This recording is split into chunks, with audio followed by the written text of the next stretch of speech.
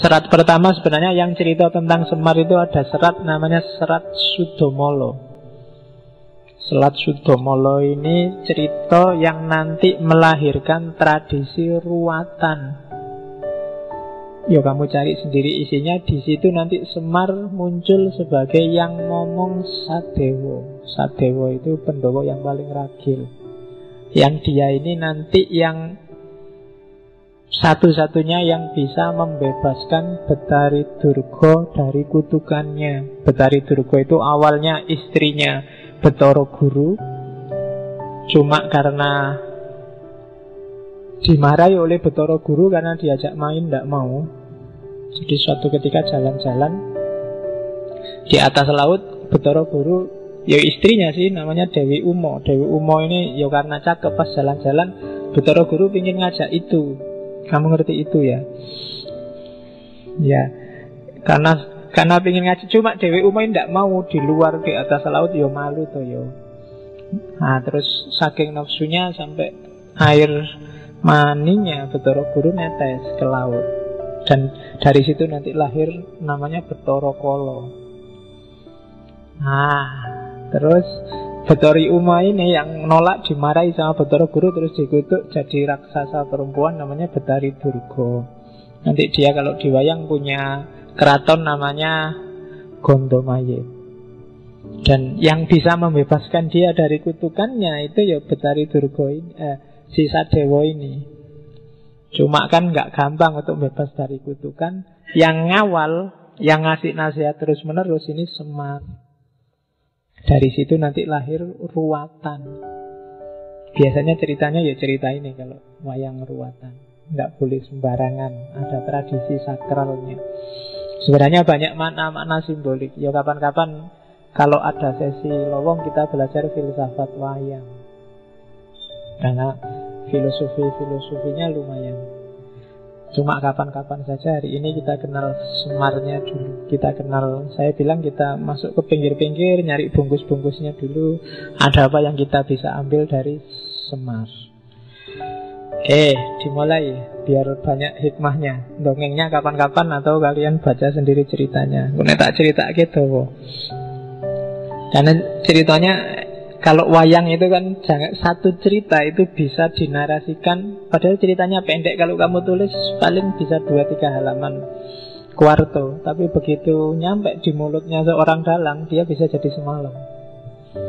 Jadi itu sekedar cerita bagaimana Gatot Kaca gugur itu tak jelasin 5 menit selesai. Tapi kalau dalang, tewasnya Gatot Kaca itu bisa jadi 1 malam. Ganti adegan, dan itu tidak sembarangan. Jadi dalang termasuk kesenian yang tidak bisa dipelajari, butuh bakat dan tirakat. Tidak semata-mata kamu hafal dialognya kayak sinetron atau kayak film. Hafal dialog aja nggak cukup, ngerti cerita aja nggak cukup. Itu kalau bahasanya Syed Hussein Nasr itu semacam seni sakral yang tidak sembarangan orang bisa. Kita lanjutkan. Kita selusuri dikit-dikit ada filosofi apa yang mungkin berguna untuk hidup kita dari si Semar ini. Saya bilang tadi, Semar adalah narasi, adalah deskripsi orang Jawa tentang seperti apa sih ketuhanan dan kebertuhanan itu. Kita awali dari namanya Semar. Yes, sebenarnya kata-katanya jelas dari kata-kata samar. Nama aslinya kan Ismoyo, karena memang dia maya. Bandingkan dengan Betara Guru. Betara Guru itu jadi kebalikannya Semar. Kalau Semar dia tidak jelas, tapi orang yang masuk ke situ dia akan dapat banyak mutiara terpendam yang luar biasa. Di balik Semar ada banyak hikmah. Kebalikannya Betara Guru. Kalau Betara Guru saudaranya itu kan gelarnya Manik Moyo. Manik itu mutiara. Cuma dia manik yang moyo. Dari luar kelihatan mutiara, tapi kalau diselami sebenarnya nggak ada apa-apanya. Dia hanya formalitas. Maka kalau sedang gegeran, Betara Guru akan kalah kalau Semar sudah marah. Jadi karena memang levelnya beda. Semar ini misterius. Kalau Bathara Guru itu jelas, tegas. ABC-nya kelihatan, mana halal, mana haram jelas. Tapi kalau Semar ini misterius.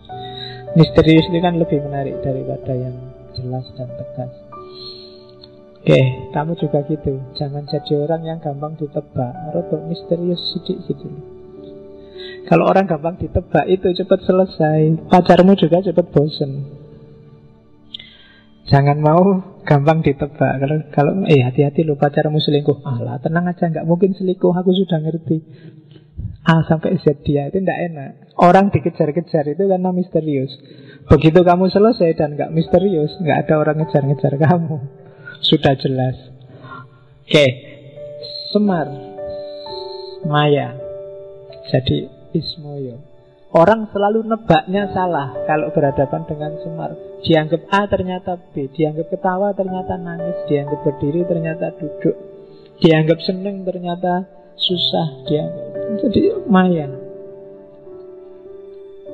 Oke, itu dari sisi sosok dia. Tapi dari sisi fungsinya dia sering disebut Bodronoyo. Bodronoyo, Ki Lurah Bodronoyo. Saya lupa, di Facebook kelihatannya banyak yang pakai nama Bodronoyo. Meskipun ngerti karepe apa ndak aku ya ora paham.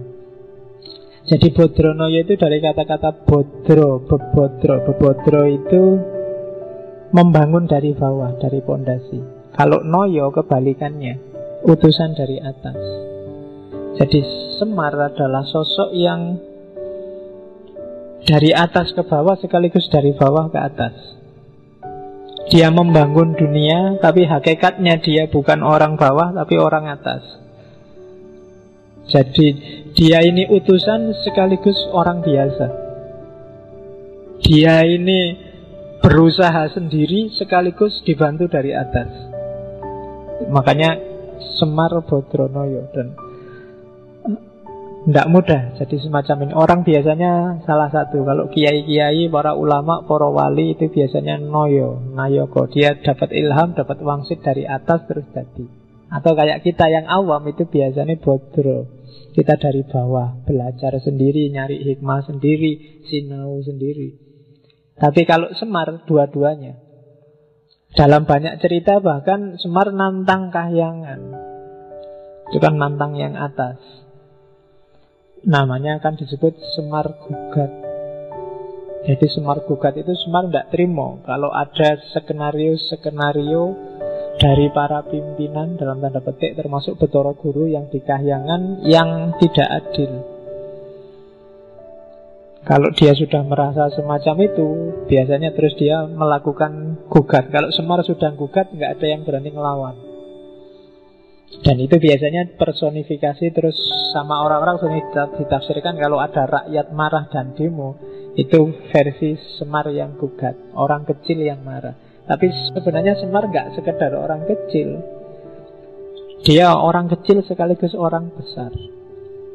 Dia dari bawah sekaligus dari atas. Itu filosofi namanya Semar.